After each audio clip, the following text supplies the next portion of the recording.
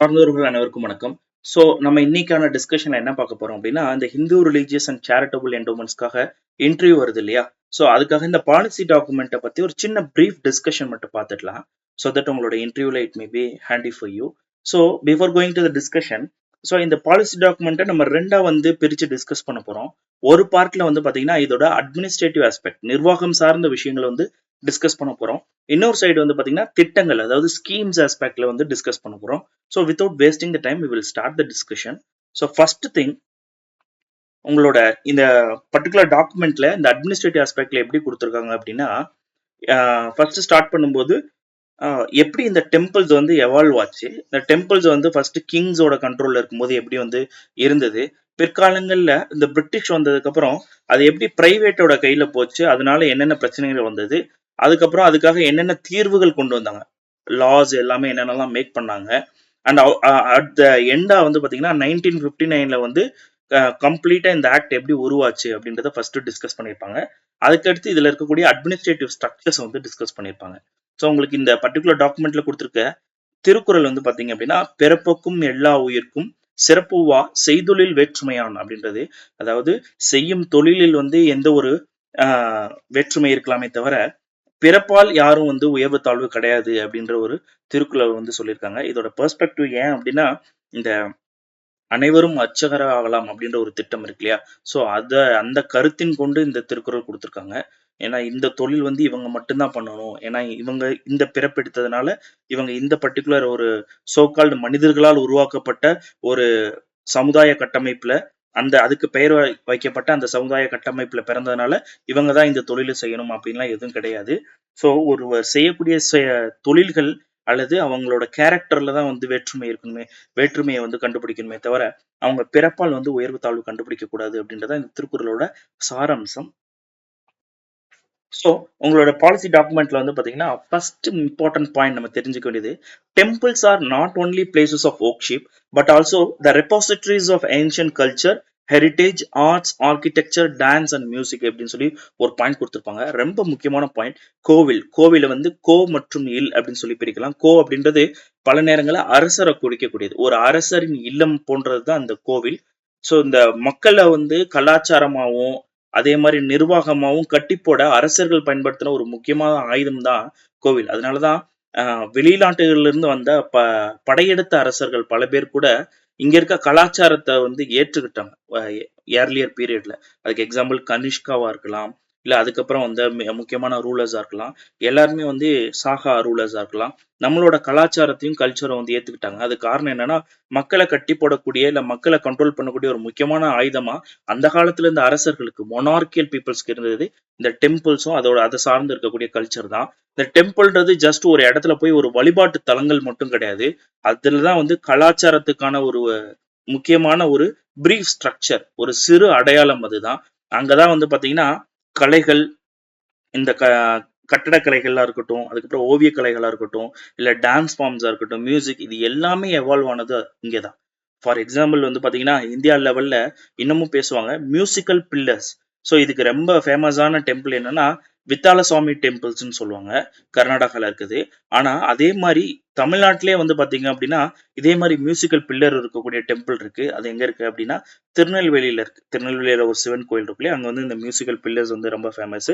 So India லெவல்ல பாத்தீங்கன்னா Vijaya வித்தாலசுவாமி temples, அதே மாதிரி தேஞ்சூர்ல இருக்கக்கூடிய பெயிண்டிங்ஸா இருக்கட்டும், தேஞ்சூர் ஸ்மால் பெயிண்டிங்ஸ் இருக்கும் இல்லையா, அந்த சிற்றோவியங்கள். ஸோ அது எல்லாமே கலைகள், அதாவது டெம்பிள்ஸ் கலை, கலைகளுக்கு ஒரு கலைகள் மற்றும் கலாச்சாரத்தோட ஒரு முக்கியமான தொகுப்புன்றத விளக்கக்கூடிய கருத்துக்கள். ஸோ அதைத்தான் உங்க இதுல ஸ்டார்ட் பண்ணும்போது இந்த பாயிண்ட் கொடுத்துருப்பாங்க. ஸோ டெம்பிள்ஸை நீங்க ஜஸ்ட் ஒரு பிளேஸ் ஆஃப் ஒர்க்ஷிப்பா மட்டும் பார்க்காதீங்க. கலைகள், கலாச்சாரம், இப்ப இருக்கிறதுல பாத்தீங்கன்னா நம்மளோட பொருளாதாரத்துக்கு ஒரு முக்கியமா இருக்கு. ஏன்னா டெம்பிள்ஸ் சுத்தி லேண்ட் இருக்கு, அதுல இருந்து விவசாயம் பண்ணலாம். டெம்பிள்ஸ் ஒரு டூரிசத்துக்கு ஒரு முக்கியமான டூலா இருக்கு. ஸோ அந்த மாதிரி ரொம்ப முக்கியமான விஷயம் டெம்பிள்ஸ். அதுவும் இந்தியர்கள் கலாச்சாரத்துல ரொம்ப ஒரு கோர் ஆஸ்பெக்ட். மீன்வைல் உங்களோட பர்டிகுலர் பாலிசி டாக்குமெண்ட்லயே பாத்தீங்கன்னா ரெண்டு ரூலர் பத்தி மென்ஷன் பண்ணியிருப்பாங்க, ஏகோஜி அண்ட் துலாஜி. இவங்க எல்லாமே மராத்தா ரூலர்ஸ், தஞ்சாவூர்ல இருக்கக்கூடிய மராத்தா ரூலர்ஸ். இவங்கெல்லாம் பாத்தீங்கன்னா அவங்க பெரிதும் மதிக்கக்கூடிய க ரிலிஜியன தாண்டி வந்து பார்த்தீங்கன்னா, மாஸ்க்கு, தர்காஸ் இதுக்கு கூட வந்து லேண்ட்ஸ வந்து தானமா குடுத்துருக்காங்க. இந்த கிங்ஸோட பீரியட்ல வந்து நெறைய லேண்ட்ஸ் வந்து தானமா குடுக்கப்பட்டது. இத வந்து இந்த மாரி இதுக்கு வந்து தேவதானாஸ் அப்படின்னு சொல்லுவாங்க. டெம்பிள் லேண்ட்ஸ்ன்னு சொல்லுவாங்க. ஸோ இந்த மாரி இதெல்லாம் குடுத்தாங்கன்னு சொல்லி மென்ஷன் பண்ணியிருக்காங்க. ஸோ அதுக்கு ஒரு எக்ஸாம்பிள் அதாவது ஒரு செக்குலர் ஆஸ்பெக்ட் அதே மாரி சமூக நல்லிணக்கம் இருந்ததுக்கான எடுத்துக்காட்டு தான் அந்த ஏகோஜி, துலாஜிலாம் வந்து பார்த்தீங்கன்னா, மாஸ்க்கு, தர்காஸுக்கு லேண்ட் வந்து டொனேஷனா குடுத்தது. பட் லேட்டர் பீரியட்ல வந்து பார்த்தீங்கன்னா, இந்த மொனார்கி போனதுக்கப்புறம் ஈஸ்ட் இந்தியன் கம்பெனி இந்த அரசர் ஆட்சி எல்லாமே ஒழிக்கிறாங்க. போனதுக்கப்புறம் பெரிய பிரச்சனை என்ன அப்டின்னா, அந்தந்த ஏரியால இருந்த பெரிய பெரிய பெரும் முதலாளிகள் வந்து இந்த பிரைவேட் பீப்பிள்ஸ் அவங்க வந்து இந்த டெம்பிளோட லேண்டு, இந்த டெம்பிளோட அட்மினிஸ்ட்ரேஷன் எல்லாத்தையும் அபகரிக்கிறாங்க. அதோட தங்களோட பயன்பாட்டுக்காக அத பயன்படுத்துறாங்க. ஓன் வெல்ஃபேர்க்காக. ஸோ இங்க தான் பிரச்சனைகள் வந்து உருவாக ஆரம்பிக்குது. முன்னாடி கிங் இருக்கும்போது அது நோ கொஸ்டின் யாரும் கேட்க போறதில்ல. அது கிங்கோட கண்ட்ரோல்ல போயிடுது. ஆனா கிங் அப்படின்ற ஒரு ஆள் இல்லன்னும்போது, அங்க இருக்கக்கூடிய பெரிய பெரிய முதலாளிகள் அந்த ஒரு பர்ட்டிகுலர் டெம்பிள்ஸ வந்து கண்ட்ரோல் பண்ண ஆரம்பிக்கும்போது என்ன ஆகுதுன்னா, டெம்பிளோட லேண்ட் ஒரு சைடு போயிடுது. ஒரு ஆள் கண்ட்ரோல்ல போயிடுது. டெம்பிள்குள்ள இருக்கக்கூடிய அந்த வழிபடும் பவர் இருக்கு இல்லையா? அந்த விஷயங்கள் எல்லாமே அது ஒரு சில சாரார் மக்களுக்கு போயிடுது. ஸோ இந்த மாதிரி டெம்பிள்ஸை ஒரு சிலர் மட்டும் கண்ட்ரோல் பண்ணக்கூடிய சுச்சுவேஷன்ஸ் வந்து ஈஸ்ட் இந்தியன் கம்பெனி ரூல் வந்ததுக்கு அப்புறம் ஆரம்பிக்குது. ஸோ அதுக்கு எதிராக நிறைய பேர் போராட ஆரம்பிக்கிறாங்க. அதோட அவுட்கம்மா தான் வந்து பார்த்தீங்கன்னா சீரியஸ் ஆஃப் ரெஃபார்ம்ஸ் நிறைய விதமான முன்னேற்றங்கள் வந்து நடந்தது. அதைத்தான் நம்ம நெக்ஸ்ட் அடுத்தது வந்து பார்ப்போம் உங்களோட பாலிசி டாக்குமெண்ட்ல. அந்த வகையில் ஃபர்ஸ்ட் முக்கியமான ரெகுலேஷன் வந்து பார்த்தீங்கன்னா பெங்கால், மெட்ராஸ், பாம்பேல 1810, 17 மற்றும் 27 இந்த 3 வருடங்கள்ல வந்து போடப்பட்டது. ஸோ இதோட மெயின் எய்மே என்ன அப்படின்னா டெம்பிள்ஸ் அண்ட் என்டோமெண்ட்ஸ் அது கொடுக்கப்பட்ட கொடைகள் இது எல்லாத்தையுமே சூப்பர்விஷன் பண்ணணும் அப்படின்றது தான். அதை தாண்டி இதுல ரொம்ப ரொம்ப முக்கியம் இந்த ரெகுலேஷன் தான் ஃபர்ஸ்ட் டைம் டெம்பிள்ல இருக்கக்கூடிய சிலைகள் ஐடோல் அப்படின்றது ஒரு பெர்பச்சுவல் மைனராகவும் அண்ட் லீகல் பர்சனாகவும் ஏற்றுக்கப்பட்டது. ரொம்ப ரொம்ப முக்கியமானது. இப்போ வந்து பாத்தீங்கன்னா கோயில்கள் இருக்கக்கூடிய சிலைகள் அப்படின்றது எதுக்கு ஈக்குவல் லீகலா வந்து பாத்தீங்கன்னா எதுக்கு ஈக்குவல்னா ஒரு லீகல் பர்சன் அண்ட் ஒரு மைனருக்கு வந்து ஈக்குவல். ஸோ அந்த அவங்க ஒரு மைனர் ஒரு லீகல் பர்சனுக்கு என்ன சட்டங்கள் இருக்கோ அதெல்லாம் ஒரு பர்டிகுலர் கோயில்ல இருக்கக்கூடிய ஐடல் சிலைகளுக்கு வந்து பொருந்தும் அப்படின்றதா நம்ம தெரிஞ்சுக்க வேண்டியது. அண்ட் லேட்டர் பீரியட் 1817 வந்து பாத்தீங்கன்னா போர்ட் ஆஃப் ரெவன்யூ அப்படின்ற ஒன்று உருவாக்கப்பட்டு அதோட வேலையே வந்து பாத்தீங்க அப்படின்னா மெட்ராஸ்ல இருக்கக்கூடிய இந்த முக்கியமான கோயில் நிலங்கள் நிர்வாகங்கள் இது எல்லாத்தையுமே ஃபுல் அண்ட் ஃபுல் ஓவர்சீ பண்றது சூப்பர்விஷன் பண்றதா இதோட வேலைகள். அதுக்காகவே சட்டம் வந்து 1817 வந்து இயற்றப்பட்டது. நெக்ஸ்ட் வந்து பாத்தீங்கன்னா ரிலீஜியஸ் என்டோமெண்ட்ஸ் ஆக்ட் 1863 உருவாக்கப்பட்டது. 46 வருடங்கள் கழிச்சு வந்து மறுபடியும் உருவாக்கப்பட்டது. இந்த டைம் வந்து பாத்தீங்க அப்படின்னா லோக்கலாவே கமிட்டிஸ் வந்து உருவாக்க ஆரம்பிச்சாங்க. அந்த டெம்பிள்ஸ் வந்து சூப்பர்வைஸ் பண்றதுக்கு லோக்கலாவே கமிட்டிஸ் உருவாக்க ஆரம்பிச்சாங்க. ஆனா இந்த பர்டிகுலர் என்டோமெண்ட் ஆக்ட்ல இருக்கக்கூடிய ஒரு பெரிய பிரச்சனை என்னன்னா அந்த கமிட்டில மெம்பர்ஸ் ஆட் பண்ணுவாங்க இல்லையா அந்த மெம்பர்ஸ் வந்து பாத்தீங்கன்னா ஒரு பர்டிகுலர் வருடத்துக்கு ஒரு 5 வருஷம் 8 வருஷம் அந்த மாதிரி இல்லாம ஃபார் லைஃப் வந்து அவங்க மெம்பர்ஸா இருந்தாங்க. ஒரு தடவை நான் ஒரு மெம்பரை வந்து அந்த கமிட்டில மெம்பரா போட்டான்னா அவங்க வந்து தன்னோட வாழ்நாள் முழுதும் அதுல வந்து மெம்பரா இருக்கலாம் அப்படின்ற மாதிரி ஒரு சட்டம் என்றது. இதனால வந்து நிறைய பேர் என்ன பண்ணாங்கன்னா இதை ஒரு வாய்ப்பா பயன்படுத்தி அந்த நிலங்கள் எல்லாத்தையும் எக்ஸ்ப்ளாய்ட் பண்ண ஆரம்பிச்சாங்க. அகைன் லேட்டர் பீரியட்ல வந்து பாத்தீங்கன்னா இந்த பர்டிகுலர் ப்ரொவிஷனுக்கு எதிராக அதாவது ஒரு மெம்பர் வந்து வாழ்நாள் ஃபுல்ஸா ஒரு அந்த லோக்கல் கமிட்டியோட இதுல வந்து உறுப்பினராக இருக்கலாம் அப்படின்றத வந்து எதிர்த்து நிறைய பேர் போராட ஆரம்பிச்சாங்க. அதோட அவுட்கம்ல தான் வந்து பாத்தீங்கன்னா பிற்காலத்துல 1920கள்ல வந்து சில முக்கியமான முன்னேற்றங்கள் வந்து இந்த ரிலீஜியஸ் என்டோமெண்ட்ஸ் ஆக்ட்ல நடந்திருக்கும். முக்கியமா ராஜா ஆஃப் பனகல் இருக்கார் இல்லையா அவரோட முக்கியமான உந்துதலின் பேர்ல இது சில மாற்றங்கள் நடந்திருக்கும். எஸ்பெஷலி இந்த ஜஸ்டிஸ் பார்ட்டி அதாவது ராஜா ஆஃப் பனகல் அவரோட உந்துதலின் பேர்ல Madras Hindu religious endowments act 1927 உருவாக்கப்படுது. ஸோ தென் பிரீமியர் அப்ப பிரீமியரா இருந்தவர் தான் இந்த ராஜா ஆஃப் பனகல். ஸோ இவர் என்ன பண்றாரு அப்படின்னா டெம்பிள்ஸுக்குன்னு எக்ஸிக்யூட்டிவ் நிர்வாக அதிகாரிகள் எக்ஸிக்யூட்டிவ் ஆஃபீஸர்ஸ் வந்து அப்பாயின்மெண்ட் பண்றாங்க. அதை தாண்டி ஆல்ரெடி இருந்த ஸ்ட்ரக்சர் அதாவது ஒரு வாழ்நாள் முழுக்க ஒருத்தர் உறுப்பினரா இருக்கலாம் அப்படின்ற ப்ரொவிஷன்லாம் வந்து இதுல இருந்து எடுக்கிறாங்க. கம்ப்ளீட்டா வந்து ரிமூவ் பண்றாங்க. இதான் ஒரு முக்கியமா இந்த particular Madras Hindu religious endowments act 1927ல வந்த முக்கியமான முன்னேற்றமா வந்து பார்க்கப்படுது. பிற்காலத்துல வந்து பாத்தீங்கன்னா 1950ல லா கமிஷன் வந்து அமைக்கப்படுது. 1950ல சிஆர் தாஸோட சேர்மன்ஷிப்ல சிஆர் தாஸ்க்கு வந்து இந்த பர்டிகுலர் லா கமிஷனுக்கு ரிலீஜியஸ் என்டோமெண்ட்ஸ் போர்டு அந்த அதுல வந்து மாற்றங்கள் கொண்டு வரக்கூடிய அதிகாரங்கள்லாம் எதுவும் கிடையாது. இல்லைனாலும் கூட இந்த கமிஷனும் வந்து என்ன பண்ணாங்க அப்படின்னா இந்த டெம்பிள்ஸ் கோவில்கள்ல மற்றும் கோயில் சொத்துக்கள் வந்து நிறைய மிஸ்யூஸ் ஆகுது, அதோட ஃபண்ட்ஸ் அண்ட் அதோட ப்ராப்பர்ட்டிஸும் வந்து நிறைய பிரைவேட் பீப்புள்ஸ் வந்து ஓன் பண்றாங்க. ஸோ இதுல கண்டிப்பா ஒரு மாற்றம் கொண்டு வரணும்னு இந்த லா கமிஷன் 1950 போட்ட சிஆர் தாஸோட ஹெட் சேர்மன்ஷிப்ல போட்ட லா கமிஷன் கூட என்ன பண்ணாங்க அப்படின்னா இதுக்கு சில ப்ரொவிஷன்ஸ் கொண்டு வரணும்னு சொல்லி ஸ்ட்ரெஸ் பண்ணாங்க 1950 1950. இதோட அவுட்கம் தான் Madras Hindu religious and charitable endowments act 1951 வந்து கொண்டு வரப்பட்டது. அதன்படி வந்து பாத்தீங்க அப்படின்னா ஒரு சீரியஸ் ஆஃப் ஹையராரிக்கல் அட்மினிஸ்ட்ரேஷன் உருவாக்குனாங்க. அதாவது ஒரு கமிஷனரு, அப்புறம் ரீஜியன் லெவல்ல வந்து பாத்தீங்கன்னா அதுக்கு ஒரு ஹெட்டு, டிவிஷன் லெவல்ல ஒரு ஹெட்டு, அவங்க எல்லாம் அசிஸ்ட் பண்றதுக்கு லோக்கல் லெவல்ல ஒரு இன்ஸ்பெக்டர்ஸ் இவங்க எல்லாத்தையும் அசிஸ்ட் பண்றதுக்கு செவரல் கமிட்டிஸ் வந்து பாத்தீங்கன்னா கவர்மெண்ட்ல, சென்ட்ரல் கவர்மெண்ட்ல, யூனியன் கவர்மெண்ட் லெவல்ல, அடுத்து ஸ்டேட் கவர்மெண்ட் லெவல்ல, ஸ்டேட் லெவல்ல போட்ட ஆக்ட்ல வந்து பாத்தீங்கன்னா ஸ்டேட் கவர்மெண்ட் லெவல்ல, அதுக்கு அடுத்து வந்து பாத்தீங்க அப்படின்னா டிஸ்ட்ரிக்ட் லெவல்ல அண்ட் ரீஜனல் லெவல்ல இந்த மாதிரி நிறைய ஸ்ட்ரக்சர்ஸ் வந்து 1951 ஆக்ட்ல வந்து கிரியேட் பண்ணாங்க.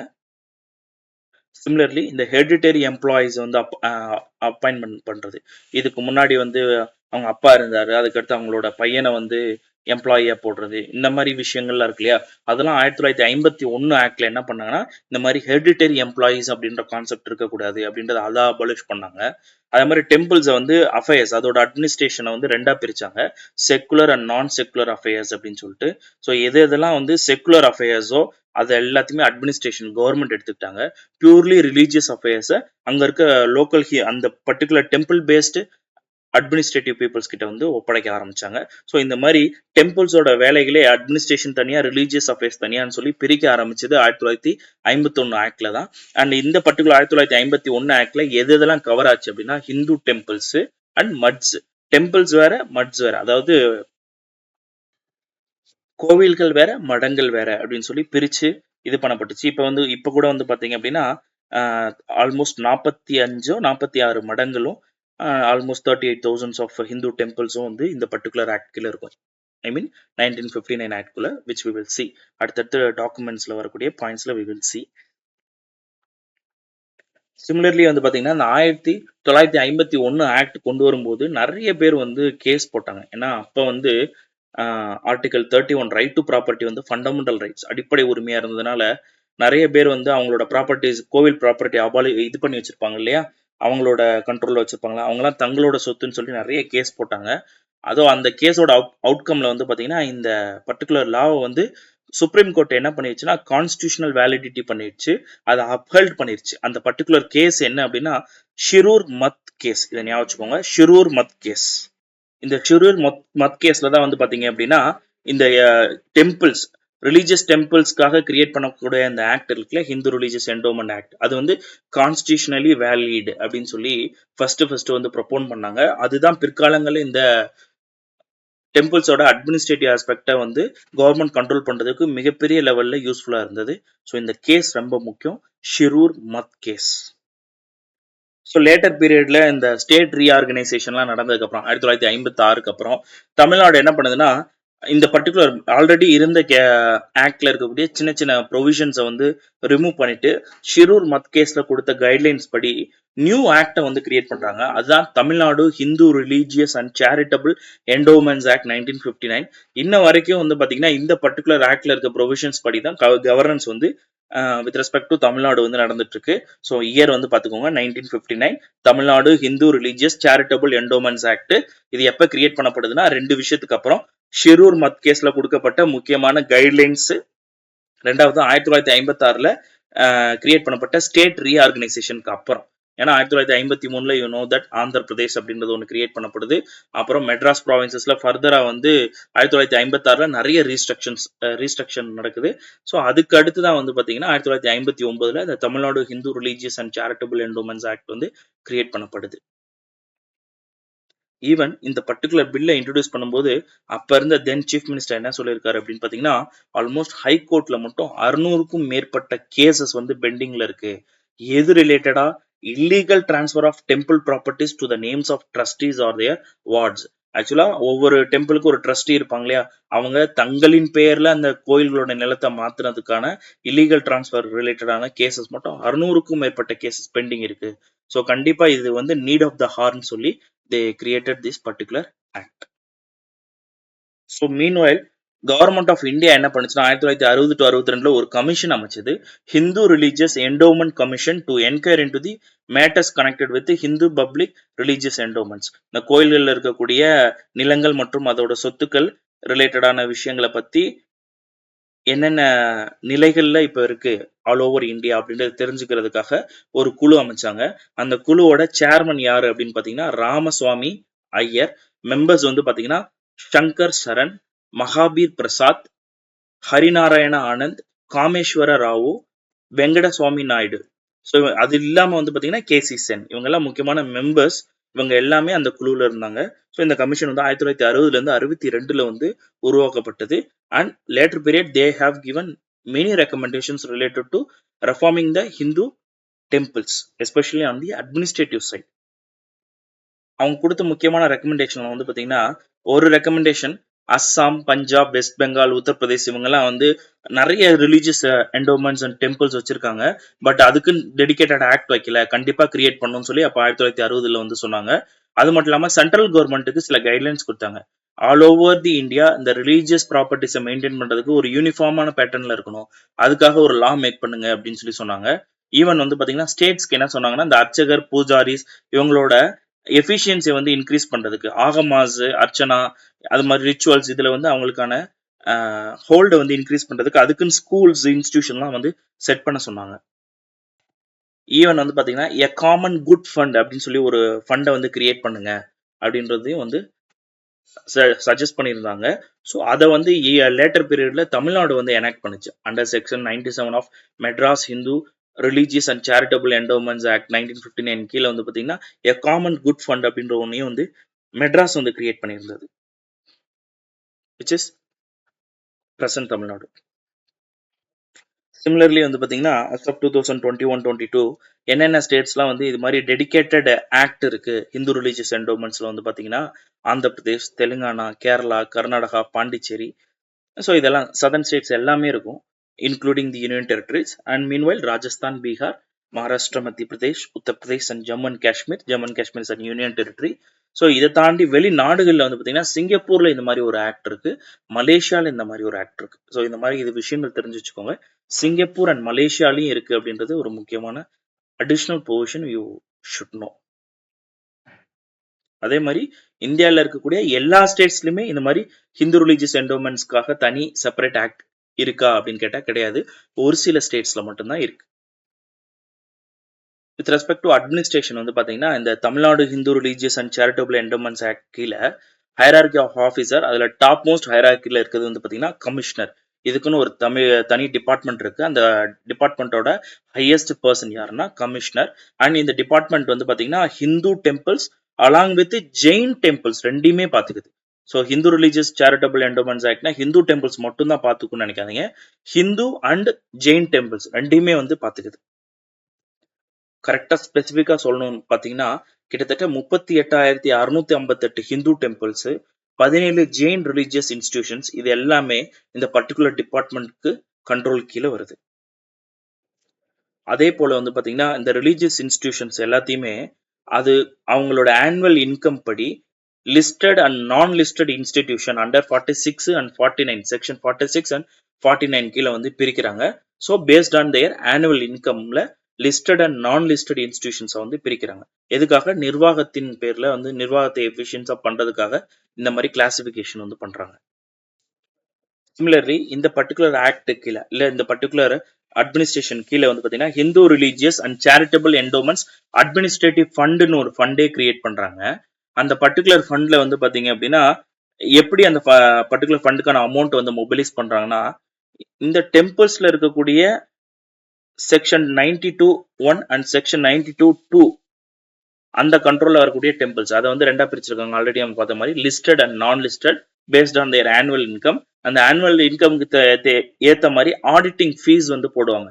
தட் வில் வேரி ஃப்ரம் 1.5% இருந்து 4% வரைக்கும் வந்து 4% வரைக்கும் வந்து எக்ஸ்டென்ட் ஆகும் இந்த ஆடிட் ஃபீஸ். அதன்படி வந்து இந்த பர்டிகுலர் டெம்பிள்ஸ்க்கு ஆடிட் ஃபீஸ் போட்டு அதுல இருந்து அமௌண்ட்டை மொபிலைஸ் பண்ணி இந்த ஃபண்டு கீழே வந்து வைப்பாங்க, இந்த Hindu religious and charitable endowments administrative ஃபண்டுன்னு. அதை ஃபர்தரா மற்ற வேலைகளுக்கு பயன்படுத்திப்பாங்க. ஸோ ஆடிட்டிங் ஃபீஸ் தான் வந்து இதுக்கான ரிசோர்ஸ். ஆல்ரெடி நம்ம பார்த்த மாதிரி இந்த அட்மினிஸ்ட்ரேட்டிவ் ஸ்ட்ரக்சர்ல ஹெட் ஆஃப் த அட்மினிஸ்ட்ரேஷன் வந்து பாத்தீங்கன்னா கமிஷனரா இருக்காரு. அவரை அசிஸ்ட் பண்றதுக்கு வேரியஸ் ஆபீசர்ஸ் வந்து இருப்பாங்க. அந்த வழியில வந்து த மோஸ்ட் இம்பார்ட்டன்ட் ஆபீசர்ஸ் வந்து இமிடியேட் டு கமிஷனர், கமிஷனருக்கு அடுத்தபடியா இருக்கவங்கள 2 விதமா பிரிக்கிறாங்க. ஒன்னு வந்து ரீஜனல் லெவலா, இன்னொன்னு வந்து டிவிஷனல் லெவலா. மொத்தம் 20 ரீஜியன்ஸ் 36 டிவிஷன்ஸா வந்து பிரிக்கிறாங்க. இந்த 20 ரீஜியன்ஸை வந்து ஹெட் பண்றது யாரு அப்படின்னு பாத்தீங்கன்னா ஒவ்வொரு ரீஜனுக்கும் ஒரு ஜாயிண்ட் கமிஷனர் இருப்பார். ஸோ ரீஜனல் லெவல்ல ஜாயிண்ட் கமிஷனர் மொத்தம் 20 ரீஜன் இருக்கு, 36 டிவிஷன் இருக்கு. இந்த 36 டிவிஷனை வந்து டிவிஷனல் லெவல்ல ஹெட் பண்றவங்க யாருன்னா அசிஸ்டன்ட் கமிஷனர். ஸோ இந்த மாதிரி 2ஆ பிரிக்கிறாங்க. ஒரு சைட் ஜாயிண்ட் கமிஷனர், இன்னொன்னு assistant commissioner. Joint commissioner for regions, assistant commissioner for divisional level. Joint கமிஷனரோட ஃபங்க்ஷன் வந்து பார்த்தோம் அப்படின்னா நான் ஹெரிட்டரி ட்ரஸ்டீஸை வந்து அப்பாயிண்ட் பண்றது ஒரு பர்டிகுலர் டெம்பிள்ஸுக்கு. டெம்பிள்ஸ்னா செக்ஷன் 46 கீழே வரக்கூடிய டெம்பிள்ஸ்க்கு நான் ஹெரிடிட்டரி ட்ரஸ்டீஸ் அப்பாயிண்ட் பண்றது, அந்த பர்டிகுலர் டெம்பிள்கான பட்ஜெட் என்ன அப்படின்றத வந்து முடிவு பண்ணி அதை அப்ரூவ் பண்றது. அதை தாண்டி வந்து இவருக்கு சில சிவில் பவர்ஸும் இருக்கு. எப்படி அப்படின்னா சிவில் டிஸ்பியூட்ஸ் ஏதாவது நடக்குது under section 63 of the act அப்படின்னா he has the power to enquire in to those cases. அதை தாண்டி என்கொயரி எடுத்து அதுக்கான பனிஷ்மெண்ட்டும் கொடுக்கலாம். ஃபார் எக்ஸாம்பிள் சஸ்பெண்ட் பண்றது, ரிமூவ் பண்றது அல்லது டிஸ்மிஸ் பண்றது யார இந்த ட்ரஸ்டீஸை. ஸோ அந்த மாதிரி பண்றதுக்குரிய பவர் யாருக்கு இருக்கு அப்படின்னா இந்த அசிஸ்டன்ட் கமிஷனருக்கு இருக்கு. சிமிலர்லி இந்த என்க்ரோச்மெண்ட் இஷ்யூ, அதே மாதிரி பில்டிங்ஸ் வந்து கட்டுறது ரிலீஜியஸ் லேண்ட்ல, இந்த மாதிரி விஷயங்கள் இருந்தாலும் அதுக்காக அதை என்க்ரோச்மெண்ட்டை ரிமூவ் பண்ணக்கூடிய ஆர்டர்ஸ் இதெல்லாம் போடுற பவரும் இந்த பர்டிகுலர் அசிஸ்டன்ட் கமிஷனர் ஜாயிண்ட் கமிஷனர்ஸ்க்கு இருக்கு அந்தந்த லெவல்ல. இதை தாண்டி மற்ற பவர்ஸ் இருக்கு, மற்ற டியூட்டிஸ் வந்து யார் பண்ணலாம்னா கமிஷனர் வந்து இதை தாண்டி வேற ஏதாவது டியூட்டிஸை அசைன் பண்ணலாம். யாருக்கு? இந்த போத் அசிஸ்டன்ட் அண்ட் ஜாயிண்ட் கமிஷனருக்கு பண்ணலாம். ஸோ ஜாயிண்ட் கமிஷனரை பொறுத்த வரைக்கும் பார்த்தீங்க அப்படின்னா ரீஜனல் லெவலில் இந்த எல்லா வேலைகளும் வந்து பார்த்துப்பாரு. மேலே பார்த்த விஷயங்கள், ஸோ மேலே பார்த்த விஷயங்கள்லாம் அசிஸ்டன்ட் கமிஷனர் வந்து டிவிஷனல் லெவலில் பார்ப்பார். அவ்வளோதான் டிஃப்ரென்ஸு. ஜாயிண்ட் கமிஷனர் பண்ணக்கூடிய வேலைகள்லாம் வந்து செக்ஷன் 46 ஆஃப் த ஆக்ட் கீழே இருக்கக்கூடிய டெம்பிள்ஸ்க்கு வந்து பொருந்தும்.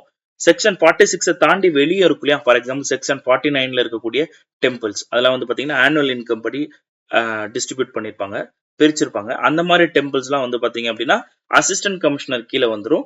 அதெல்லாம் டிவிஷன் லெவலில் வரும். ஸோ ஆனால் ஃபங்க்ஷன் வந்து ஒன்று தான். ஃபார் எக்ஸாம்பிள் ஜாயிண்ட் கமிஷனர் வந்து ரீஜனல் லெவலில் ஒரு budget for the temple under section 46 பார்த்துக்கிறாரு அப்படின்னா அசிஸ்டன்ட் கமிஷனர் என்ன பண்ணுவாருன்னா இந்த பர்டிகுலர் டிவிஷனல் லெவலில் 46க்கு வெளியே இருக்கக்கூடிய டெம்பிள்ஸுக்கு பட்ஜெட்டை பார்த்துப்பாரு. அதே மாதிரி ஜாயிண்ட் கமிஷனருக்கு சிவில் பவர் இருக்குன்னா அசிஸ்டன்ட் கமிஷனருக்கும் சிவில் பவர் இருக்கு. எல்லா ஜாயிண்ட் கமிஷனருக்கு இருக்க எல்லா பவருமே அசிஸ்டன்ட் கமிஷனர் இருக்கு. பட் ஜூரிஸ்டிக்ஷன் தான் மாறும். ஜாயிண்ட் கமிஷனர்னா செக்ஷன் 46, அசிஸ்டன்ட் கமிஷனர்னா அவுட் சைட் செக்ஷன் 46. ஜாயிண்ட் கமிஷனர்னா உங்களுக்கு ரீஜனல் லெவல், அசிஸ்டன்ட் கமிஷனர்னா divisional level. That's it. Next இந்த ஜாயிண்ட் கமிஷனரையும் அசிஸ்டன்ட் கமிஷனரையும் அசிஸ்ட் பண்றதுக்காக, ஏன்னா இந்த வேலைகள்லாம் இவங்களே டைரக்டா போய் பண்ண முடியாது இல்லையா, ஸோ இவங்களை அசிஸ்ட் பண்றதுக்காகவே இன்ஸ்பெக்டர்ஸ் வந்து செட் பண்ணிருப்பாங்க தாலுக் லெவல்ல. கிட்டத்தட்ட 264 இன்ஸ்பெக்டர்ஸ் வந்து தாலுக் லெவல்ல இருக்காங்க. 29 சியூட் இன்ஸ்பெக்டர்ஸ் இருக்காங்க. இந்த சியூட் இன்ஸ்பெக்டர்ஸோட வேலை என்ன அப்படின்னா ஏதாவது கோர்ட் கேசஸ் இருக்கு, அது ரிலேட்டடான விஷயங்களை ஹேண்டில் பண்ணோம்னா அதை மட்டும் ஸ்பெசிஃபிக்கா பாத்துக்கிறது தான் இந்த ஷூட் இன்ஸ்பெக்டர்ஸோட வேலை. மீன்வைல் 264 இன்ஸ்பெக்டர்ஸ் தாலுக் லெவல்ல இருக்கவங்க வந்து பாத்தீங்கன்னா மேல பார்த்த வேலைகள் இருக்கு இல்லையா, அசிஸ்டன்ட் கமிஷனர் வந்து பட்ஜெட் டிசைட் பண்ணுவாரு, சிவில் கேஸ் ஏதாவது இருந்தா அதுக்கான விஷயங்கள் பண்ணுவாரு. இதெல்லாம் வந்து செயல்முறை அல்லது நடைமுறைப்படுத்துறதுக்காக இந்த 264 இன்ஸ்பெக்டர்ஸ் வந்து தாலுக் லெவல்ல வந்து அப்பாயின்மெண்ட் பண்ணிருக்காங்க. ஸோ இந்த இன்ஸ்பெக்டர்ஸோட மெயின் வேலையே அப்படின்னு என்ன அப்படின்னு பார்த்தீங்கன்னா பீரியாடிக்கல் இன்ஸ்பெக்ஷன்ஸ் தான். அதே மாதிரி ஆடிட் ஃபீஸ் ஒழுங்காக வருதா அதை கலெக்ட் பண்ணி கொடுக்கறது, அண்ட் கோர்ட் ஏதாவது ஆர்டர் கொடுத்துருக்கா அந்த பர்டிகுலர் ஆர்டர்ஸை வந்து நிறைவேற்றுறது அந்த பர்டிகுலர் டெம்பிள்ஸ்க்கு. அதுக்கப்புறம் அந்த டெம்பிள்ஸுக்குன்னு சில ரிஜிஸ்டர்ஸ் இருக்கும், ப்ராப்பர்ட்டி ரிஜிஸ்டரு, திட்டம் ரிஜிஸ்டர், ட்ரீ ரிஜிஸ்டர்ஸ்ன்னு சொல்லி இந்த மாதிரி இதெல்லாம் இருக்கும். ட்ரீ ரிஜிஸ்டர்னா வித் ரெஸ்பெக்ட் டு ட்ரஸ்டீஸ்க்கானது. ஸோ இந்த ரிஜிஸ்டர்ஸ்லாம் கரெக்டாக மெயின்டைன் பண்ணப்பட்டிருக்கா, சரியான அப்ரூவல் வாங்கியிருக்கா, இந்த மாதிரி விஷயங்களை வந்து கிரவுண்ட் லெவல்ல செக் பண்றதா இந்த இன்ஸ்பெக்டர்ஸோட வேலை. So outside these administrative structures வந்து பாத்தீங்கன்னா வெரிஃபிகேஷன் ஆஃபீஸர்ஸ்னு ஒருத்தர் இருக்காரு. இவர் வந்து இந்த ஸ்டேட் லெவல்ல இருப்பாரு. ஜாயிண்ட் கமிஷனருக்கு என்ன ஈக்குவல் பவர் இருக்கோ அதே கேடர் லெவல் பவர் இந்த வெரிஃபிகேஷன் ஆஃபீஸருக்கும் இருக்கும். இவரோட மெயின் ஃபங்க்ஷனே என்ன அப்படின்னா கோயிலுக்கு கொடுக்கக்கூடிய இந்த ஜுவல்ஸ், அப்புறம் அதர் வேல்யூபிள் ஆர்டிகல்ஸ் இருக்கு இல்லையா? ஸோ இதெல்லாம் கரெக்டா மெயின்டைன் பண்ணியிருக்காங்களா? ஸோ இதோட கணக்கு வழக்குகள் என்ன? இந்த மாதிரி விஷயங்கள ரெகுலரா கிராஸ் செக் பண்றது தான் இந்த வெரிஃபிகேஷன் ஆஃபீஸரோட வேலை. ஸோ இந்த ப்ராசஸ்ல இந்த வெரிஃபிகேஷன் ஆஃபீஸருக்கு வந்து சப்போர்ட்டா gold cum, silver cum, gem specialist அப்படின்னு சொல்லி தனி ஒரு ஸ்பெஷலிஸ்ட் பர்சன் இருப்பாரு. அப்புறம் ஜூனியர் டெக்னிக்கல் அசிஸ்டன்ட் சொல்லி ஒருத்தர் இருப்பாரு. ஸோ இவங்கெல்லாம் அந்தந்த ரீஜனல் லெவல்ல இருப்பாங்க. இந்த வெரிஃபிகேஷன் ஆஃபீஸரை வந்து இந்த பர்டிகுலர் விஷயங்களை சப்போர்ட் பண்றதுக்காக. இதை தாண்டி கன்சர்வேஷன் விங் அப்படின்ற ஒரு விங்கும் வந்து செட் பண்ணியிருக்காங்க. இதோட மெயின் வேலையே டெம்பிள் ரெனோவேஷன், சிவில் ஒர்க்ஸ் பார்த்துக்கிறது, மற்ற சூப்பர்விஷன் ஒர்க்ஸ் பார்க்கறது, மெஷர்மெண்ட்ஸ் செக் கரெக்டா இருக்கா, கோயிலோட நிலங்களோட அளவைகள் சரியா இருக்கா, இந்த மாதிரி விஷயங்கள்லாம் கிராஸ் செக் பண்றது இந்த கன்சர்வேஷன் விங்கோட வேலை. இந்த கன்சர்வேஷன் விங்ல வந்து பாத்தீங்கன்னா கிட்டத்தட்ட 226 போஸ்ட் இருக்கு. கரண்ட்லி 226 போஸ்ட் வந்து கிரியேட் பண்ணிருக்காங்க. அண்ட் ஆல்சோ ஆல்ரெடி நம்ம பார்த்தோம் இந்த டெம்பிள் அட்மினிஸ்ட்ரேஷன்றது ஒரு each temple is a separate legal entity இல்லையா? ஒவ்வொரு டெம்பிளும் ஒரு தனி வந்து லீகல் என்டைட்டி.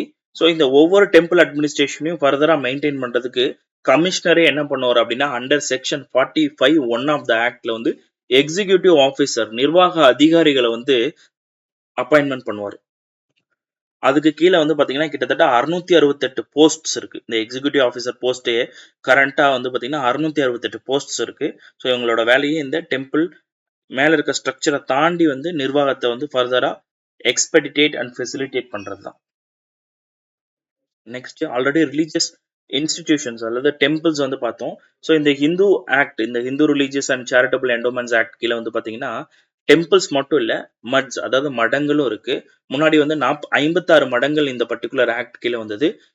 இப்போ வந்து 45 மடங்கள் தான் இருக்கு. ஏன்னா ஆல்ரெடி 11 மடங்கள் சொல்லப்பட்டது இப்ப இந்த மடங்கள் அப்படின்ற டெஃபினிஷன்ல இருந்து மட்ஸ் அப்படின்ற டெஃபினிஷன் இருந்து மாறி இப்ப டெம்பிள்ஸ் அப்படின்ற கேரக்டருக்குள்ள போயிட்டதுனால அவங்க எல்லாம் வந்து இந்த இதுல இன்க்ளூட் பண்ணல.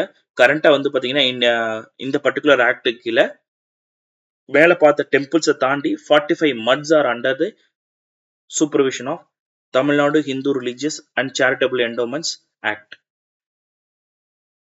ஸோ அதே மாதிரி வந்து பார்த்தீங்கன்னா உங்களோட பாலிசி டாக்குமெண்ட்லேயே ஒரு சில மடங்கள் வந்து கொடுத்துருப்பாங்க. அதோட ஸ்பெஷலைசேஷனும் கொடுத்துருப்பாங்க. ஃபார் எக்ஸாம்பிள் மதுரை ஆதீனம், திருஞான சம்பந்தர் சுவாமிகள் மட்டு, திருவாவாடுதுறை ஆதீனம், தர்மபுரம் ஆதீனம், குன்றக்குடி ஆதீனம், பெரூர் ஆதீனம், இதெல்லாம் வந்து பார்த்தீங்கன்னா சைவைட் பிலாசபிஸ் இல்லையா? அதை வந்து ப்ரொபோன் பண்ணக்கூடாது. ப்ரொபோன் பண்ணது மீன்வைல் அஹோபிலா, வானமமலை மட், திருக்குறங்குடி மட், எம்பர் ஜீயர் மட், இவங்க எல்லாம் வந்து வைஷ்ணவைட் பிலாசபியை வந்து ப்ரொபோன் பண்றாங்க. அடுத்து சங்கரா மட், காஞ்சிபுரம், இதெல்லாம் வந்து அத்வைத பிலாசபி வந்து ப்ரொபோன் பண்றாங்க. ஸோ இந்த ஜஸ்ட் ஒரு ஐடியா மட்டும் பார்த்துக்கோங்க. டிஃப்ரெண்ட் பிலாசபிஸை வந்து ப்ரொபோன் பண்ணக்கூடிய மடங்கள் என்னென்ன அப்படின்ற ஒரு பேசிக்கான ஐடியா வந்து வச்சுக்கோங்க. இந்த 3 philosophy, Saivite philosophy, Vaishnavite philosophy and Advaita philosophy. Meanwhile இந்த மட்ஸோட கான்ட்ரிபியூஷன் வந்து பத்தி பேசியிருப்பாங்க. இந்த மட்ஸோட முக்கியமான கான்ட்ரிபியூஷன் நான் சொல்ல போறது என்னன்னா பாலிசி டாக்குமெண்ட்ல தமிழ் லாங்குவேஜ் ப்ரிசர்வேஷன் தான். முக்கியமா இவங்க தான் வந்து இந்த ஓலைச்சுவடு பாம் லீவ்ஸ் இருக்கு இல்லையா, இத ஜென்ரேஷன் டு ஜென்ரேஷனா கடத்தினதுல முக்கியமான பங்கு யாருக்கு தான்? இந்த மடங்களுக்கு தான். ஸோ அதனால Tamil language preservation and Tamil cultural ப்ரிசர்வேஷன்ல ஒரு பிரதானமான பங்கு யாருக்கு இருக்கான்? இந்த மடங்களுக்கு இருக்கு அப்படின்னு சொல்லி பாலிசி டாக்குமெண்ட்ல மென்ஷன் பண்ணியிருக்காங்க. சிமிலர்லி வந்து பாத்தீங்க அப்படின்னா இந்த ஆடிட்டிங் ஒரு முக்கியமான பிரதானமான வேலை. அதனால 2021ல இந்த ஆடிட்டிங்ன்ற ப்ராசஸ்க்காக ஆல்ரெடி கம்பைண்டா இருந்த டிபார்ட்மெண்ட்டை தனி விங்கா வந்து ஆடிட்டிங் விங் அப்படின்னு ஒரு தனி விங் கிரியேட் பண்ணியிருக்காங்க. ஸோ இந்த ஆடிட்டிங் விங் தனியா செப்பரேட்டா கிரியேட் பண்ணப்பட்டது எப்போ அப்படின்னா 2021. And apart from above administrative structures சில கமிட்டிஸ் குழுக்களும் வந்து கிரியேட் பண்ணப்பட்டிருக்கு. அதில் வந்து பார்த்தீங்கன்னா அட்வைசரி கமிட்டி. இந்த அட்வைசரி கமிட்டி வந்து தமிழ்நாடு ஸ்டேட் லெவல்ல இருக்கும். ஸோ இதில் வந்து பார்த்தீங்கன்னா சேர்மன் யாருன்னா சிஎம். அந்த பர்டிகுலர் இதோட இன்குபென்ட் சிஎம் யாரோ அவர் தான் வந்து பார்த்தீங்கன்னா அந்த பர்டிகுலர் பீரியட்ல வந்து அதோட இந்த அட்வைசரி கமிட்டியோட சேர்மனா இருப்பாங்க. வைஸ் சேர்பர்சன் வந்து பார்த்தீங்கன்னா அந்த பர்டிகுலர் துறையோட மினிஸ்டர். ஃபார் எக்ஸாம்பிள் கரண்டா வந்து பார்த்தீங்கன்னா Thiru P K. Sekar Babu. Similarly next இந்த பர்டிகுலர் இதில் வேற யாரெல்லாம் மெம்பரா இருப்பாங்கன்னா த செக்ரட்டரி டு கவர்மெண்ட், அதாவது இந்த பர்டிகுலர் டிபார்ட்மெண்ட்டோட செக்ரட்டரி யாருன்னு கரண்டா வந்து பார்த்தீங்கன்னா சந்திரமோகன் பி ஐஏஎஸ். நெக்ஸ்ட் இந்த பர்டிகுலர் டிபார்ட்மெண்ட்டோட கமிஷனர் கரண்டா வந்து பாத்தீங்கன்னா ஜே குமரகுருபரன் ஐஏஎஸ். இப்ப ரீசெண்டா அந்த கமிட்டியில மாறி இருந்தா அந்த மெம்பர்ஸ் வந்து பாத்துக்கோங்க. கரண்ட் கமிஷனர் இது சேஞ்ச் ஆயிருந்தா you can cross check it and அதுக்கேற்ற மாதிரி மாத்திக்கோங்க. செக்ரட்டரியும் மாறி இருந்தா அதுக்கேற்ற மாதிரி மாத்திக்கோங்க. பட் ஜென்ரலா இந்த பர்டிகுலர் இதோட அஃபிஷியல் மெம்பர்ஸ் இது வந்து அஸ் ஆஃப் 2022 இப்ப மாறி இருந்தா you can cross check it. So as of 2022ல வந்து பாத்தீங்கன்னா அட்வைசரி கமிட்டியோட chairperson honourable CM, vice chairperson வந்து பாத்தீங்கன்னா ஹானரபிள் மினிஸ்டர் விச் இஸ் கரண்டா P K. Sekar Babu and other person வந்து பாத்தீங்கன்னா செக்ரட்டரி அண்ட் கமிஷனர். இது இல்லாம சில நான் அஃபிஷியல் மெம்பர்ஸ் வந்து அப்பாயின்ட் பண்ணுவாங்க இந்த பர்டிகுலர் கமிட்டியில. நெக்ஸ்ட் எப்படி அட்வைசரி கமிட்டி ஸ்டேட் லெவல்ல இருக்கோ டிஸ்ட்ரிக்ட் கமிட்டிஸும் வந்து செட் பண்ணுவாங்க அந்தந்த பர்டிகுலர் டிஸ்ட்ரிக்ட் லெவல்ல. இந்த டிஸ்ட்ரிக்ட் லெவல் கமிட்டி வந்து பாத்தீங்கன்னா section 7A of the particular ஆக்ட்ல இருந்து கிரியேட் பண்ணப்படுது. இதுல வந்து பாத்தீங்கன்னா 5 நான் அஃபிஷியல் மெம்பர்ஸ் 3 to 5 நான் அஃபிஷியல் மெம்பர்ஸ் வந்து இதுல பர்டிகுலர் இதுல வந்து அப்பாயின்மெண்ட் பண்ணுவாங்க. இந்த பர்டிகுலர் டிஸ்ட்ரிக்ட் கமிட்டியோட மெயின் எய்மே என்ன அப்படின்னா இந்த நான் ஹெரிட்டரி ட்ரஸ்டீஸ் வந்து அப்பாயின்மெண்ட் பண்றாங்க இல்லையா, joint commissioners and assistant commissioners. So அவங்க அப்பாயின்மெண்ட் பண்றதுக்கு முன்னாடி ஒரு பேனல் ஆஃப் பர்சன்ஸ் வந்து ரெக்கமெண்ட் பண்ணுவாங்க. ஒரு 4 பேர் இல்ல ஒரு 3 பேர் பேனல் ஆஃப் பர்சன்ஸ் ரெக்கமெண்ட் பண்ணுவாங்க. அதுல இருந்து ஒரு ஆட்களை தான் வந்து யாரு அப்பாயின்மெண்ட் பண்ணுவாங்க, இந்த ஜாயிண்ட் கமிஷனரோ அசிஸ்டன்ட் கமிஷனர்ஸ் வந்து அந்தந்த பர்டிகுலர் டிவிஷன் லெவல்லையோ ரீஜனல் லெவல்லையோ வந்து அப்பாயின்மெண்ட் பண்ணுவாங்க.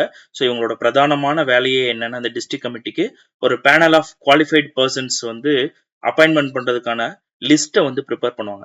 என்ன அப்பாயின்மெண்ட்? நான் ஹெரிட்டரி ட்ரஸ்டீஸ் அப்பாயின்மெண்ட் பண்றதுக்காக.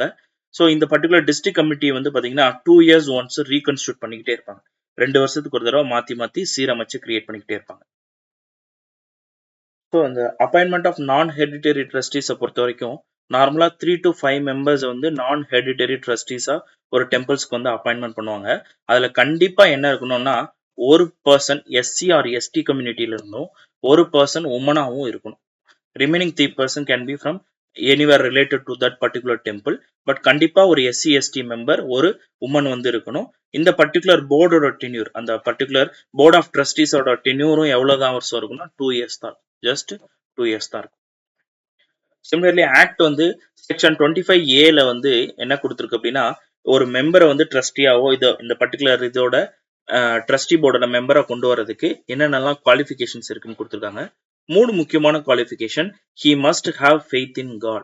He must possess good contact and reputation. He must have sufficient time and interest to discuss about the religious affairs and religious institutions. So similarly இந்த appointment of trustees already நம்ம பார்த்துருப்போம் யாருக்கு எந்த power இருக்கு அப்படின்னு சொல்லி. Section 49(1) of the Hindu religious endowment act கீழே வந்து பார்த்தீங்கன்னா ஆனுவல் இன்கம் லெஸ் தென் 10,000 இருக்கு ஒரு டெம்பிளுக்கு அப்படின்னா அந்த இடத்துக்கு போர்ட் ஆஃப் ட்ரஸ்டி அப்பாயின்மெண்ட் பண்ற பவர் அசிஸ்டன்ட் கமிஷனருக்கு இருக்கும். ஸோ இந்த மாதிரி டெம்பிள்ஸ்லாம் வந்து பார்த்தீங்கன்னா செக்ஷன் 46க்கு வெளியே இருக்கக்கூடியது. ஆனுவல் இன்கம் லெஸ் தென் 10,000 இருக்கக்கூடியது. ஜாயிண்ட் கமிஷனரோட வேலை வந்து பாத்தீங்க அப்படின்னா போர்ட் ஆஃப் ட்ரஸ்டிஸ் அப்பாயின்மெண்ட் பண்றது. என்ன மாதிரி டெம்பிள்ஸ்க்கு அப்படின்னா ஆனுவல் இன்கம் 10,000 இருந்து 2 லட்சம்க்குள்ள இருக்கும் இல்லையா, அந்த மாதிரி டெம்பிள்ஸ்க்கு வந்து அப்பாயின்மெண்ட் பண்ணுவாரு.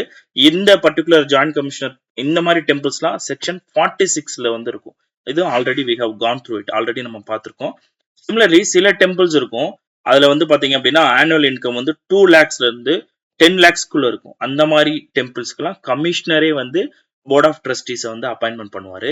அதே மாதிரி 10 லட்சத்துக்கும் மேல ஆனுவல் இன்கம் இருக்கு அப்படின்னா அந்த மாதிரி டெம்பிள்ஸுக்கு கவர்மெண்டே டைரக்டா போர்ட் ஆஃப் ட்ரஸ்டீஸை அப்பாயின்மெண்ட் பண்ணும். சிமிலர்லி இந்த board of trustees joint commissioner appointment பண்றதா இருக்கட்டும், அசிஸ்டன்ட் கமிஷனர் அல்லது கமிஷனர் அப்பாயின்மெண்ட் பண்றதா இருக்கட்டும், இதை தாண்டி இந்த போர்டுல கவர்மெண்ட் நினைச்சா வேணும்னா தேவைப்பட்டால் எக்ஸ்ட்ரா 2 பேரை கவர்மெண்ட் டைரக்டாவும் நாமினேட் பண்ணலாம். எதுல? இந்த போர்ட் ஆஃப் ட்ரஸ்டில. ஸோ இந்த ப்ரொவிஷனும் எக்ஸ்ட்ரா வந்து இந்த ஆக்ட்ல கொடுக்கப்பட்டிருக்கு. Next important and the last aspect with respect to administration வந்து பாத்தீங்கன்னா டெம்பிள் லேண்டு. டெம்பிள் லேண்ட்ஸ் வந்து 3 வகையா வந்து கேட்டகரைஸ் பண்றாங்க. வெட்டு, ட்ரை, மானாவாரி அப்படின்னு சொல்லிட்டு. ஸோ வெட் லேண்ட்ஸை பொறுத்த வரைக்கும் கிட்டத்தட்ட டெம்பிள் லேண்ட்ஸ் மட்டும் 1.83 லட்சம் ஏக்கர் இருக்கு. அதே மாதிரி மடங்கள் கிட்ட வந்து 0.21 லட்சம் ஏக்கர் இருக்கு. ட்ரை லேண்ட் பொறுத்த வரைக்கும் 2.18 லட்சம் ஏக்கர் வித் ரெஸ்பெக்ட் டு டெம்பிள்ஸ்ல. அதே மாதிரி மடங்கள் கிட்ட 0.35 வந்து லேக் ஏக்கர்ஸ் வந்து இருக்கு. சிமிலர்லி மானாவாரி லேண்ட் வந்து 0.21 லேக் ஏக்கர்ஸ் வந்து டெம்பிள்ஸ் கிட்டையும் இந்த மாதிரி மானாவாரி லேண்ட்ஸ் அப்படின்றது மடங்கள் கிட்ட சுத்தமாவே கிடையாது. ஸோ இதான் வந்து டோட்டலா இந்த லேண்ட் கிளாசிபிகேஷன் அண்ட் டிஸ்ட்ரிபியூஷன் டோட்டலா வந்து பாத்தீங்கன்னா 4.78 லட்சம் ஏக்கர் வந்து என்னவா இருக்கான், டெம்பிள் அண்ட் மட் லேண்ட்ஸா வந்து இருக்கு. தனியா வந்து டெம்பிள் லேண்ட்ஸ் மட்டும் பாத்தீங்கன்னா 4.22 லட்சம் ஏக்கர் இருக்கு. ரொம்ப முக்கியமானது. மடங்கள் கிட்ட 0.56 லட்சம் ஏக்கர் இருக்கு. சிமிலர்லி இந்த தமிழ் நிலம் அப்படின்ற வெப்சைட் பத்தி மென்ஷன் பண்ணியிருப்பாங்க. இந்த மேல இருக்க டாக்குமெண்ட்ஸ் இதுக்கான கம்ப்ளீட் டீடைல்ஸும் டிரான்ஸ்பரண்டா எதுல அவைலபிளா இருக்கு, இந்த தமிழ் நிலம் அப்படின்ற வெப்சைட்ல வந்து டிரான்ஸ்பரண்டா வெளிப்படைத்தன்மையோட இருக்கு அப்படின்றதும் கவர்மெண்ட் வந்து மென்ஷன் பண்ணியிருக்கு. சிமிலர்லி டெம்பிளோட ப்ராப்பர்ட்டியை எப்படி பயன்படுத்திட்டு இருக்கோம் ஃபினான்ஷியலா அப்படின்றதுக்கு ஒரு பெஸ்ட் எக்ஸாம்பிள் வந்து பாத்தீங்கன்னா, கிட்டத்தட்ட 22,600 பில்டிங்ஸ் வந்து டெம்பிள் லேண்ட்ஸ்ல வந்து கட்டப்பட்டிருக்கு. 33,665 வேக்கன்ட் சைட்ஸ் வந்து லீஸுக்கு கொடுத்துருக்காங்க. அதே மாதிரி சில அக்ரிகல்ச்சர் லேண்ட்ஸும் வந்து லீஸ் பண்ணியிருக்காங்க. கிட்டத்தட்ட 1,23,729 லீசஸ் வந்து அக்ரிகல்ச்சர் லேண்ட்ஸ் வந்து கொடுத்துருக்காங்க. இதோட குமுலேட்டிவா வந்து பாத்தீங்கன்னா 2021 to 22 மட்டும் இதுல இருந்து கிடைக்கக்கூடிய வருமானம் 151.65 கோடி வந்து கிடைச்சிருக்கு. இந்த டெம்பிள் ஓன்டு ப்ராப்பர்ட்டிஸ்ல இருந்து இந்த ஒரு வருடத்துல மட்டும் 2021 to 22 மட்டும் 151.65 கோடி கிடைச்சிருக்கு. இது ஒரு எக்ஸாம்பிள் எப்படி வந்து டெம்பிள்ஸ்ல இருக்கக்கூடிய நிலங்கள் ரிசோர்சஸா நம்ம பயன்படுத்துறோம் அப்படின்றதுக்கு ஒரு பெஸ்ட் எக்ஸாம்பிள். ஃபர்தர் வந்து பாத்தீங்கன்னா இந்த ரெவென்யூ சர்ப்ளசஸ் இந்த டெம்பிள்ஸ்ல இருந்து வர்றத ஃபர்தரா ஸ்ட்ரீம்லைன் பண்றதுக்கு அல்லது அதுல டிஸ்பியூட்ஸ் வந்தா அதை வந்து டிஸ்கஸ் பண்றதுக்கு ரெவென்யூ கோட்ஸ் வந்து கிரியேட் பண்ணிருக்கோம். கிட்டத்தட்ட 10 ரெவென்யூ கோட்ஸ் வந்து கரண்டா ஃபங்க்ஷன் ஆயிட்டு இருக்கு. அதை தாண்டி revenue courts scheme based revenue courts வந்து கும்பகோணம், சேலம், தென்காசி இந்த மாதிரி இடங்கள்லயும் இருக்கு. இந்த ரெவென்யூ கோட்ஸ் எல்லாத்தையுமே ப்ரிசைட் ஓவர் பண்றது யார் அப்படின்னா ஸ்பெஷல் டெபியூட்டி கலெக்டர்ஸ். இதுக்காகவே ஸ்பெஷல் டெபியூட்டி கலெக்டர்ஸ் வந்து செட் பண்ணிருக்காங்க. ஸோ இவங்களோட வேலை என்ன அப்படின்னா இந்த ரெவென்யூ கோட்ஸ்ல போய் இந்த டிஸ்பியூட்ஸை வந்து செட்டில் பண்றது தான். இந்த கோட்ஸ்ல வந்து பாத்தீங்கன்னா கரண்டா 11,418 கேசஸ் வந்து பெண்டிங்கா இருக்கு இந்த ரெவென்யூ கோட்ஸ்ல கரண்டா. அதுல வந்து பாத்தீங்கன்னா ஆல்மோஸ்ட் 6,167 கேசஸ் வந்து 2022ல டிஸ்போஸ் பண்ணிருக்காங்க. ஸோ 2022ல அதோட எஃபிஷியன்சியை காமிக்கிறதுக்காக சொல்லியிருக்காங்க. ஸோ 11,418 கேசஸ் பெண்டிங்கா இருந்தது. ஸோ அதுல 6,167 கேசஸை கிட்டத்தட்ட 2022லயே வந்து ஷார்ட் அவுட் பண்ணிருக்காங்க ஒரே வருஷத்துல. சிமிலர்லி நிலங்கள் வந்து மீட்டது, கோயில் நிலங்களை மீட்டதுல வந்து பாத்தீங்கன்னா 2021-22க்குள்ள கிட்டத்தட்ட 720 ஏக்கர் வந்து மீட்டிருக்காங்க. 133 டெம்பிள்ஸ்ல இருந்து 720 ஏக்கர் வந்து பிரைவேட் கிட்ட இருந்து மீட்டிருக்காங்க. ரெட்ரிவல் ஆஃப் லேண்ட்ஸ் ரொம்ப ரொம்ப முக்கியமான ஃபேக்ட். இந்த ஒரு வருடத்துல 720 ஏக்கர் லேண்டை வந்து 133 டெம்பிள்ஸுக்கு வந்து மீட்டு கொடுத்துருக்காங்க government. Similarly another important points வந்து பாத்தீங்கன்னா இந்த என்க்ரோச்மெண்ட் ரிமூவ் பண்றது. அதே 2021 to 22 பீரியட்ல கிட்டத்தட்ட 167 என்க்ரோச்மெண்ட் வந்து ரிலீவ் பண்ணி கொடுத்துருக்காங்க. ஸோ அது மூலமா கிட்டத்தட்ட டெம்பிள் ப்ராப்பர்ட்டிஸ் 1184 ஏக்கர் வந்து பாதுகாக்கப்பட்டிருக்கு. 1184 ஏக்கர் வந்து எவிக்ஷன் அண்ட் எவிக்ஷன் பண்றது மூலமா எவிக்ஷன் பண்றது மூலமா நமக்கு வந்து பாதுகாக்கப்பட்டிருக்கு. அகைன் கவர்மெண்டோட ஒரு முக்கியமான மெஷரா இது நீங்க பார்க்கணும். ஃபர்தர் இந்த டெம்பிள் லேண்ட் அட்மினிஸ்ட்ரேஷனை என்ன ஃபர்தரா என்ஹான்ஸ் பண்றதுக்கு மாடர்ன் டூல்ஸ் மூலமா வந்து மேப்பிங் வந்து பண்றாங்க. அதுக்கு best example DGPS, differential global positioning system மூலமா இந்த மாதிரி லேண்ட்ஸ் எல்லாம் மெஷர் பண்ணி டிஜிட்டைஸ் பண்றாங்க. அது ஃபர்ஸ்ட் எங்க ஸ்டார்ட் பண்ணிருக்காங்கன்னா அருள்மிகு கற்பகாம்பாள் உடனுரை கபாலீஸ்வரர் டெம்பிள், மயிலாப்பூர். நெக்ஸ்ட் திருப்பணியை பொறுத்த வரைக்கும் வந்து பாத்தீங்கன்னா கும்பாபிஷேகம் அப்படின்ற கான்செப்ட்ல நம்ம 12 years ஒன்ஸ் வந்து ஜென்ரலாவே வந்து என்டையர் டெம்பிள் ரெனோவேஷன் வந்து பண்ணுவோம். அதை தாண்டி கவர்மெண்ட் அதுக்கான சில எஃபர்ட்ஸ் பண்ணிருக்கு. ஒன்று வந்து வில்லேஜ் டெம்பிள் ரெனோவேஷன் ஃபண்டுன்னு ஒன்று கிரியேட் பண்ணிருக்காங்க. இதுல வந்து பார்த்தோம் அப்படின்னா பழனி அருள்மிகு தண்டாயுதபாணி சுவாமி டெம்பிள்ல இருந்து வரக்கூடிய எக்ஸ்ட்ரா ஃபண்ட்ல 2 கோடியை வந்து இந்த பர்டிகுலர் கார்பஸ்க்கு வந்து அலோகேட் பண்ணிருக்காங்க இந்த வில்லேஜ் டெம்பிள் ரெனோவேஷன் ஃபண்டுக்காக. அதை தாண்டி வந்து பாத்தீங்கன்னா 1000 டெம்பிள்ஸுக்கு 1 லட்சம் ரூபாய் வந்து ரெகுலரா வந்து கிராண்ட்ஸா வந்து கொடுத்துட்டு இருக்காங்க இந்த ஸ்கீம் கீழே. வில்லேஜ் டெம்பிள் ரெனோவேஷன் ஃபண்டு கீழே பழனி அருள்மிகு தண்டாயுதபாணி சுவாமி டெம்பிள்ல சர்ப்ளஸ் ஃபண்டு 2 கோடியை வந்து தனியா எடுத்து வச்சிருக்காங்க இந்த இதுக்காகவே. அதை தாண்டி 1000 டெம்பிள்ஸுக்கு வந்து 1 லட்சம் ரூபாய் வந்து கிராண்டா வந்து ரெகுலரா கொடுத்துட்டு இருக்காங்க அந்த டெம்பிள்ஸோட ரெனோவேஷனுக்காக இயர் ஆன் இயர். அந்த 1000 டெம்பிளை இப்ப ரீசெண்டா 2021-22 என்ன பண்றாங்கன்னா 1250 டெம்பிள்ஸா வந்து மாத்துறாங்க. அதே மாதிரி கிராண்ட்ஸ் முன்னாடி 1 லட்சம் கொடுத்துட்டு இருந்ததை இப்ப 2 லட்சமா இன்க்ரீஸ் பண்ணிருக்காங்க. Similarly temple renovation and charitable ஃபண்ட்னு ஒன்று வந்து கிரியேட் பண்ணிருக்காங்க. 1991 கிரியேட் பண்ணப்பட்டது. கரண்டா அது இந்த பர்டிகுலர் ஃபண்டு கீழே 8.93 கோடி வந்து கரண்டா கார்பஸஸ் இருக்கு. ஃபர்தர் ரெனோவேஷன் டெம்பிள் ரெனோவேஷனுக்காக பயன்படுத்திட்டு இருக்காங்க. Next renovation fund for the temple in Adi Dravida and tribal habitation. முக்கியமா எந்தெந்த டெம்பிள்ஸ் இந்த மேல பார்த்தா செக்ஷன் 46 49 இதுக்கெல்லாம் வராத ஆதி திராவிடர் அண்ட் ட்ரைபல் ஹாபிடேஷன்ஸ் இருக்கு இல்லையா டெம்பிள்ஸ், அங்கெல்லாம் வந்து பாத்தீங்கன்னா அவங்களுக்கு ஸ்பெஷலா திருப்பணிக்குன்னு 1 லட்ச ரூபாய் வந்து ஒரு டெம்பிளுக்கு வருடம் வந்து கொடுத்துட்டு இருக்காங்க இந்த திருப்பணி செய்யறதுக்காக. அண்ட் ஈவன் இந்த 1 லட்ச ரூபாய இந்த 2021-22 2 லட்ச ரூபாயா வந்து உயர்த்தி இருக்காங்க. அண்ட் இதுக்கு முன்னாடி 1000 டெம்பிள்ஸ்க்கு இந்த மாதிரி கொடுத்துட்டு இருந்தாங்க ஆதி திராவிடர் டெம்பிள்ஸ்க்கு. இப்ப அதை வந்து 1250 டெம்பிள்ஸா வந்து இன்க்ரீஸ் பண்ணிருக்காங்க. And last thing tourism development ஃபண்டுன்னு ஒன்று கிரியேட் பண்ணிட்டு இந்த டெம்பிள்ஸ்ல இருக்கக்கூடிய basic amenities, toilets, bathroom, drinking water facilities இந்த மாதிரி விஷயங்கள் எல்லாத்தையுமே வந்து ரெகுலர் பீரியட்ல வந்து ரெனோவேட் பண்ணிட்டே இருக்காங்க டெம்பிள் பை டெம்பிள் பேசிஸ்ல. Similarly temple tanks, rain water harvesting structures இதெல்லாம் வந்து முக்கியமா வந்து ப்ரொமோட் பண்ணிட்டு இருக்காங்க. ஈவன் வந்து தமிழ்நாட்டை பொறுத்த வரைக்கும் கிட்டத்தட்ட 2359 டெம்பிள் டேங்க்ஸ் இருக்கு அக்ராஸ் 1586 டெம்பிள்ஸ். ஸோ எவ்வளோ டெம்பிள் டேங்க்ஸ் இருக்குன்னு பார்த்துக்கோங்க. கிட்டத்தட்ட அரௌண்ட் 2359 டெம்பிள் டேங்க்ஸ் இருக்கு. எவ்வளோ டெம்பிள்ஸ்னா இந்த 2359 டெம்பிள் டேங்க்ஸும் 1586 டெம்பிள்ஸ்ல வந்து அமைஞ்சிருக்கு. 2021-22 மட்டும் வந்து பாத்தீங்கன்னா நியூ டெம்பிள் டேங்க்ஸ் வந்து 2.2 கோடிக்கு அருள்மிகு கைலாஷ்நாதர் டெம்பிள் மாதாவரம் சென்னையில மட்டும் கிரியேட் பண்ணிருக்காங்க. சிமிலர்லி 2021-22 54 டெம்பிள் டேங்க்ஸ் வந்து ரெனோவேட் பண்ணப்பட்டிருக்கு 16.70 கோடிக்கு. கும்பாபிஷேகம் பொறுத்த வரைக்கும், அதாவது டோட்டல் ரெனோவேஷன் பொறுத்த வரைக்கும் 2021-22 மட்டும் 126 டெம்பிள்ஸ்க்கு வந்து இந்த மாதிரி கும்பாபிஷேகம் வந்து பண்ணிருக்காங்க. கும்பாபிஷேகம் அப்படின்றது 12 வருஷத்துக்கு ஒரு தடவை வந்து பண்ணுவாங்க ஒரு டெம்பிள்ஸ்க்கு. சிமிலர்லி சேரியாட்ஸ், உட்டன் டெம்பிள் கார்ஸ் பொறுத்த வரைக்கும் வந்து பாத்தீங்கன்னா அருள்மிகு தியாகராய சுவாமி டெம்பிள் திருவாரூர்ல இருக்கு இல்லையா, which is the biggest temple car in Asia, அதாவது biggest chariot in Asia. கிட்டத்தட்ட 989 wooden cars are in 809 temples in the state. ஸ்டேட்ல இருக்கக்கூடிய நம்ம தமிழ்நாட்டுல மட்டும் 809 கோயில்கள்ல மொத்தமா 989 தேர்கள் வந்து இருக்கு. அது ரொம்ப முக்கியம். தேர்கள் 989. ஸோ இதெல்லாம் வந்து ஃபர்தரா ரெனோவேட் பண்றதுக்கும் என்ஹான்ஸ் பண்றதுக்கும் 2021-22 மட்டும் 9.76 கோடிகள் வந்து செலவு பண்ணப்பட்டிருக்கு. ஸோ டெம்பிள் சேரியட்ஸை 3ஆ பிரிக்கிறாங்க. கோல்டன் டெம்பிள் சேரியட்ஸ் கிட்டத்தட்ட 65 கோல்டன் டெம்பிள் சேரியட்ஸ் பிரசண்டா நம்ம கிட்ட இருக்கு தமிழ்நாட்டுல.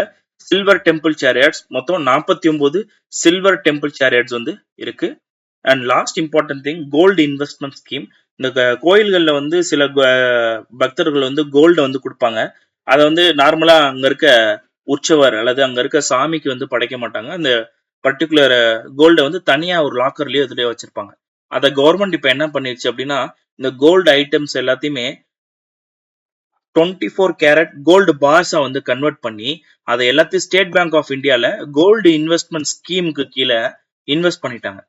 ரெகுலரா இந்த மாதிரி கொடுக்கக்கூடிய கிஃப்ட், கடவுளுக்கு வரக்கூடிய இந்த தங்க நகைகள் இந்த மாதிரி விஷயங்கள் எல்லாத்தையுமே கோல்டு பாரா மாத்தி அதை வந்து ஸ்டேட் பேங்க் ஆஃப் இந்தியால கோல்டு இன்வெஸ்ட்மெண்ட் ஸ்கீம் கீழே இன்வெஸ்ட் பண்ணி அதுல இருந்து வரக்கூடிய வட்டிகளை எந்த டெம்பிளுக்கு இன்வெஸ்ட் பண்ணாங்களோ, அதாவது பரிசா கொடுத்தாங்களோ அந்த டெம்பிளோட டெவலப்மெண்ட்காக பயன்படுத்துறாங்க. ஸோ கோல்டு இன்வெஸ்ட்மெண்ட் ஸ்கீம் ரொம்ப முக்கியமானது. ஸோ எங்க இந்த அக்கௌண்ட் வச்சிருக்காங்க, ஸ்டேட் பேங்க் ஆஃப் இந்தியால இந்த அக்கௌண்ட் வந்து வைக்கிறாங்க. அந்த கோல்டை வாங்கி பாரா மாத்திராங்க, கோல்டு பாரா மாத்தி அதை ஸ்டேட் பேங்க் ஆஃப் இந்தியால என்ன பண்றாங்க, இன்வெஸ்ட் பண்றாங்க. ஸோ இதுதான் பேசிக்கான administrative setup with respect to இந்த Hindu religious endowments board and அதோட டிபார்ட்மெண்ட் ரிலேட்டடானது. தென் முக்கியமான ஸ்கீம்ஸை வந்து நெக்ஸ்ட் இதில் வந்து பார்க்கலாம், சின்ன ப்ரீஃபில் பார்க்கலாம். தேங்க்யூ.